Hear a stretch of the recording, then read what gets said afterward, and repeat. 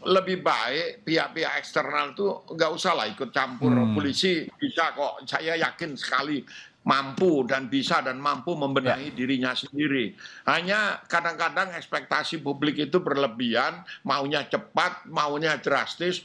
Kalau ada Kapolda ditangkap lalu langsung dihukum itu orang bersorak-sorai gitu. hmm, Tapi kalau ada polisi narkoba menangkap kemarin itu menangkap penyelundupan narkoba dan ya, warga negara Brasil di bandara itu nggak ada yang berminat gitu. ya, ya, Orang ya. lebih berminat mendengar cerita bagaimana Teddy Minahasa ketangkep ketimbang mendengar polisi yang hebat kenapa bisa nelusuri bisa nangkep gitu. Ya, ya, saya dapat Bukan konteksnya. polisi Prof yang Kiki, nangkep. maaf, saya potong sebentar. Ini adalah gambar visual terkini, keadaan terkini. Prof Kiki juga, Kang Asep, di Pengadilan Negeri Jakarta Selatan, ini terdakwa Arif Rahman Arifin ya, sudah memasuki ruang sidang. Ada jaksa penuntut umum kita lihat di sana, kemudian juga ada penasihat hukumnya, sudah siap, tinggal menunggu hakim saja. Nah, Prof Kiki, saya dapat konteksnya bahwa kemudian saat ini karena perhatian begitu besar melihat sisi negatif begitu ya dari kepolisian saat ini sehingga prestasi-prestasi polisi yang kemudian juga banyak di luar sana ini tidak tersorot. Apalagi beberapa waktu lalu yang juga sempat Kapolri sebutkan ini terkait dengan no viral no justice dan juga sempat menjadi titik berat juga bagi kepolisian untuk kemudian lebih serius menangani aduan-aduan masyarakat. Saya ke Prof atau ke Kang Asep dulu. Kang Asep, kalau melihat sidang obstruction of justice, sidang-sidang seperti ini potensi hakim untuk memutuskan dengan ancaman hukuman terberat itu seperti apa sih, Kang Asep?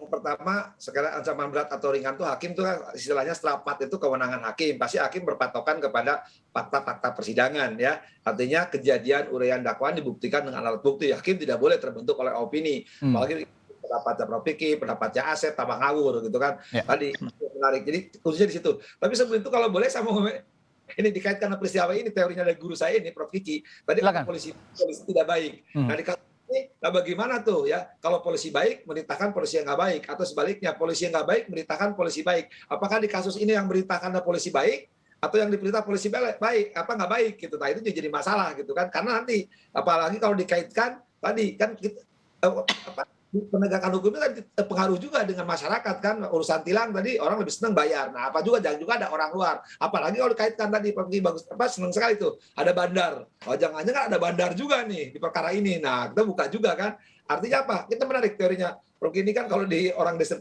tiga ini pisaunya kan polisi baik hmm, nggak baik gimana tanggung jawab hukumnya gimana. Nah apalagi kalau di belakang tadi ada bandar ada orang gitu. Nah saya kira bisa diterapkan di sini ketika bertanggungjawaban secara hukum ya. Nah artinya kan sejauh mana misalkan jenderal nggak baik gitu kan tanda petik ya pergi ya misalkan jenderal nggak baik perintahkan misalkan barada yang baik. Nah kan kasihan barada yang baik mau dipasang nggak fotonya atau sebalik gitu kan.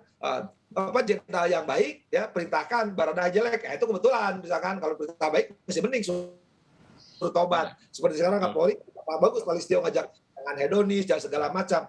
Cuma di kasus-kasus yang sekarang kita hadapi, persoalannya, nah apakah polisi-polisi yang sedang diperiksa ini secara etis ada tunggu kan, baik tidak baik, tunggu etis kan. Nah hmm. soal yuridis, soal nanti kan.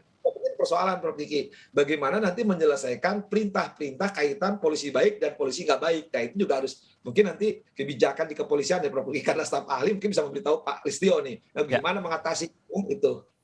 Nanti disampaikan ada catatannya sedikit Prof Kiki dari Kang Asep bilang. Enggak, Nah, yang Prof jadi Kiki masalah. kalau tadi ya terkait sedikit aturan baru yang tadi Prof Kiki juga bocorkan sedikit ini lagi digodok sebuah aturan-aturan baru, kemudian aturan-aturan lama ini harus lebih diterapkan lagi. Aturan baru yang seperti apa? Dalam ranah apa Prof Kiki? Etiskah, etika, jabatan atau seperti apa? Etik lah, yang pasti Hmm. etik. Etik itu juga menyangkut yang code of conduct ya, code of conduct. Ada disertasinya polisi nih di Srena itu Sambodo itu tentang kapan seseorang mereproduksi perilaku buruk senior-seniornya. Jadi ada studi penelitian dia dari sebelum masuk jadi polisi, lalu selama pendidikan, setelah pendidikan. Nah, itu ada periode-periode di mana dia terkontaminasi dan mereproduksi perilaku buruk dari senior-seniornya.